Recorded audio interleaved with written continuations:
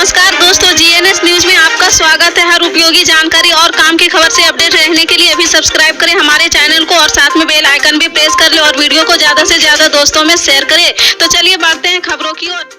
जी हां, आपको बता दें, भारतीय पुरातत्व सर्वेक्षण ने ज्ञानवापी मस्जिद परिसर की सर्वेक्षण रिपोर्ट जिला न्यायाधीश वाराणसी की अदालत में प्रस्तुत कर दी है। ये रिपोर्ट एक सीलबंद लिफाफे में एएसआई से अदालत ने पेश की है। जज ने इस मामले में सुनवाई के लिए 21 दिसंबर की तारीख दी है। इस दौरान मुस्लिम पक्ष ने रिपोर्ट सार्वजनिक करने का विरोध किया है। वहीं सीलबंद रिपोर्ट पर हिंदू पत्रकार आपत्ति जताई है। जज से रिपोर्ट पक्षकारों के मेल से माध्यम से देने की अपील की है। एएसआई ने वाराणसी में काशी विश्वनाथ मंदिर के बगल में स्थित ज्ञानवापी परिसर का वैज्ञानिक सर्वेक्षण किया है ताकि यह पता लगाया जा सके क्या 17वीं शताब्दी की मस्जिद का निर्माण पहले से मौजूद किसी हिंदू मंदिर की संरचना पर किया गया था। अदालत ने 5 अक्टूबर को एएसआई को 4 हफ्ते का और समय दिया था और कहा था कि सर्वेक्षण की अवधि इससे ज्यादा नहीं बढ़ाई जाएगी। इसने पहले 4 अगस्त और 6 सितंबर को समय सीमा बढ़ाया था। राज्यसभा में नेता विपक्ष मल्लिकार्जुन खड़गे ने टीएमसी सांसद डेरेक ओब्रायन का सस्पेंशन वापस लेने के लिए उपराष्ट्रपति जगदीप धनखड़ को चिट्ठी लिखी है। खड़गे ने कहा कि टीएमसी नेता ने सांसद की सिक्योरिटी ब्रीच मामले में केंद्रीय गृह मंत्री से बयान देने की मांग की थी। कांग्रेस चीफ ने कहा कि वो बस आपका ध्यान आकर्षित करने की कोशिश कर रहे थे ताकि 13 दिसंबर को लोकसभा में हुई चौंकाने वाली घटना पर गृह मंत्री के बयान के लिए इंडिया गठबंधन की सामूहिक मांग को उठाया जा सके। खड़गे ने आगे कहा कि गृह मंत्री इस मामले में सांसद में बयान नहीं दे रहे जो कि संसदीय परंपराओं का उल्लंघन है। उन्होंने कहा कि ये पूरी तरह से वैध मांगे है। वो संसदीय परंपराओं का उल्लंघन है कि गृह मंत्री 13 दिसंबर की घटनाओं के बारे में एक मीडिया समारोह में बोल सकते हैं लेकिन सांसद में एक बयान के रूप में कुछ भी कहने से इनकार करते हैं जबकि सांसद की कार्रवाई चल रही है। केरल के राज्यपाल आरिफ मोहम्मद खान और मुख्यमंत्री पिनराई विजयन के बीच बयानबाजी बढ़ती जा रही। पहले राज्यपाल ने सीएम पर शारीरिक रूप से चोट पहुंचाने की साजिश रचने का आरोप लगाया है तो वहीं अब मुख्यमंत्री ने राज्यपाल पर निशाना साधते हुए सवाल पूछा है कि क्या देश में कोई ऐसा राज्यपाल देखा है। सीएम पिनराई विजयन ने कहा कि राज्यपाल असामान्य तरीकों का इस्तेमाल कर रहे हैं। क्या आपने पूरे देश में कभी ऐसा राज्यपाल देखा है जो अपने खिलाफ प्रदर्शन कर रहे लोगों पर हमला करे।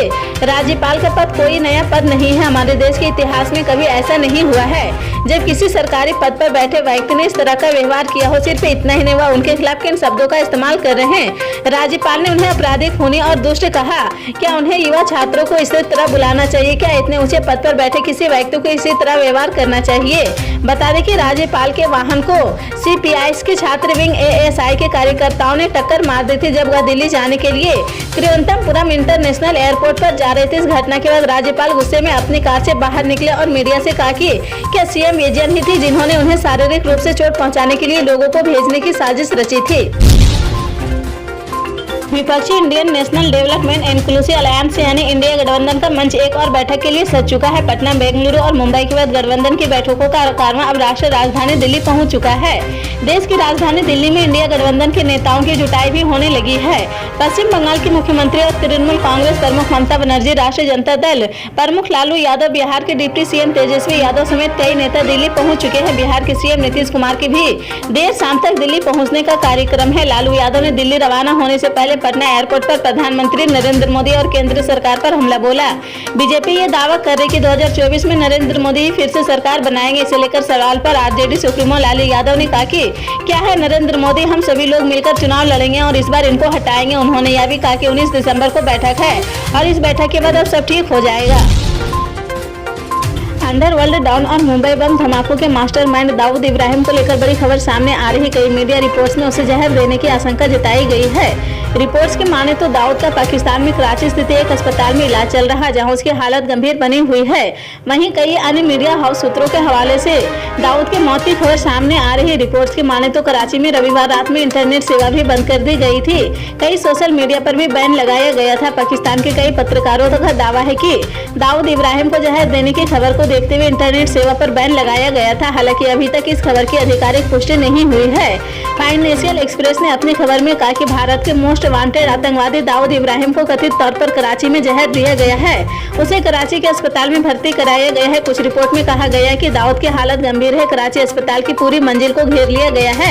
हालांकि दाऊद की स्थिति पर पाकिस्तानी अधिकारियों की ओर से कोई आधिकारिक बयान नहीं दिया गया है। यही नहीं, रिपोर्ट में यह भी बताया गया है कि किस तरह पाकिस्तान में पिछले 1 साल में उन लोगों की रहस्यमय मौत हुई है जो भारत के आतंकी ब्लैक लिस्ट में शामिल थे। देश में कोरोना वायरस के बढ़ते मामलों के बीच कर्नाटक सरकार ने संक्रमण के नए वेरिएंट JN को अलर्ट किया है। सूबे के स्वास्थ्य और परिवार कल्याण मंत्री दिनेश गुंडू राव ने सोमवार को एक एडवाइजरी जारी की है। इसके जरिए उन्होंने वरिष्ठ नागरिकों और अन्य बीमारियों से पीड़ित लोगों को मास्क पहनने की सलाह दी है। उन्होंने सरकारी अस्पतालों को अलर्ट रहने को कहा है और स्वास्थ्य विभाग को पूरी स्थिति की निगरानी के आदेश दिए हैं। अस्पतालों को कोरोना के मामलों की जानकारी विभाग को भेजने को कहा है। कर्नाटक के कोडागु में पत्रकारों से बात करते हुए स्वास्थ्य मंत्री ने कहा कि घबराने की जरूरत नहीं है। उन्होंने बुजुर्गों के लिए खास तौर पर सतर्कता बरतने की नसीहत देते हुए कहा कि हमने कल एक बैठक की जहां हमने चर्चा की है क्या कदम उठाए जाने चाहिए। हम जल्द ही एक एडवाइजरी जारी करेंगे। जिनकी उम्र 60 वर्ष से अधिक है और जिन्हें दिल की समस्या है या अन्य गंभीर बीमारियां हैं उन्हें मास्क पहनना चाहिए। उन्होंने यह भी बताया कि राज्य के सरकारी अस्पतालों को तैयार रहने को कहा गया है। केरल के साथ सीमा साझा करने वाले क्षेत्रों को अधिक सतर्क रहने को कहा गया है। खास तौर पर मैंगलोर, चमचगढ़ और कोडागु को सतर्क किया गया है। नवंबर में 5 राज्यों में हुए विधानसभा चुनाव में खराब प्रदर्शन के बाद कांग्रेस एक्शन मोड में आ गई है। राजस्थान, छत्तीसगढ़ में सत्ता गंवाने और मध्य प्रदेश और मिजोरम में बुरी हार के बाद अब पार्टी की नजर अगले साल होने वाले लोकसभा चुनाव पर है और वह अभी इसकी तैयारी में जुट गई है। कांग्रेस का सबसे ज्यादा फोकस इस बार उत्तर प्रदेश पर है। सबसे ज्यादा सीटों वाले इस प्रदेश में पार्टी अपना खोया हुआ जनाधार फिर से पाना चाहती है। इसी कड़ी में कांग्रेस अध्यक्ष मल्लिकार्जुन खड़गे राज्य की पार्टी नेताओं संग सोमवार को बैठक करने वाले हैं। इस बैठक में लोकसभा चुनाव की तैयारियों पर ध्यान दिया जाएगा। दिल्ली में होने वाली इस बैठक में यूपी कांग्रेस के नेताओं के साथ बैठक राज्य में चुनाव जीतने के लिए रणनीति बनाई जाएगी। यूपी को लेकर हो रही कांग्रेस की ये बैठक इसलिए महत्वपूर्ण है क्योंकि सबसे ज्यादा 80 लोकसभा सीटों उत्तर प्रदेश में ही है, लेकिन पार्टी की सबसे बुरी हालत भी यही है। 2019 के लोकसभा चुनाव में कांग्रेस को यहाँ बुरी हार मिली थी। राहुल गांधी अपनी अमेठी सीट भी नहीं बचा पाए थे। रायबरेली के अलावा उसका प्रदर्शन किसी भी सीट पर अच्छा नहीं रहा था। पार्टी यहाँ समाजवादी पार्टी जैसे सहयोगियों के साथ चुनाव लड़ने की तैयारी में है। ऐसे में इस बैठक में इस बात पर भी चर्चा होगी कि सपा के साथ किस तरह से गठबंधन करना है, सीटों का बंटवारा कैसे किया जाएगा, पार्टी को फायदा किससे मिल सकेगा। अयोध्या में राम मंदिर उद्घाटन का काउंटडाउन शुरू हो गया है। जैसे जैसे उद्घाटन की घड़ी नजदीक आ रही वैसे वैसे उत्सुकता बढ़ती जा रही। तो वहीं राम जन्मभूमि ट्रस्ट की ओर से मंदिर उद्घाटन को लेकर तैयारियां जोरों से की जा रही। मंदिर ट्रस्ट की ओर से आने वाले अतिथियों को ठहराने की व्यवस्था की जा रही है।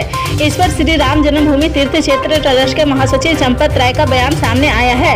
राम मंदिर के उद्घाटन समारोह में शामिल होने वाले अतिथियों के रुकने के लिए 3 जगह व्यवस्था की गई है। ट्रस्ट की ओर से बताया गया है कि कार सेवक पूरन में 1000 लोगों के रुकने की व्यवस्था बनाई गई है। 850 लोगों की रुकने की व्यवस्था 10 कैंपरेट में होगी। उन्होंने बताया कि 600 घर में धर्मशाला व अन्य स्थानों पर कमरे हमें मिल गए हैं। हमें उम्मीद है कि यह संख्या 1000 कमरे की होगी। मणि पर्वत के पास 3500 से अधिक संतों के आने की व्यवस्था की गई है। पानी का कोई अभाव न रहे। बाग बजेसी में 3 ट्यूबवेल बनाए गए हैं। पल पल के अपडेट जानने के लिए जुड़े रहे आप अपने GNS न्यूज चैनल से। मिलते हैं अगली बड़ी खबर के साथ, तब तक के लिए जय हिंद।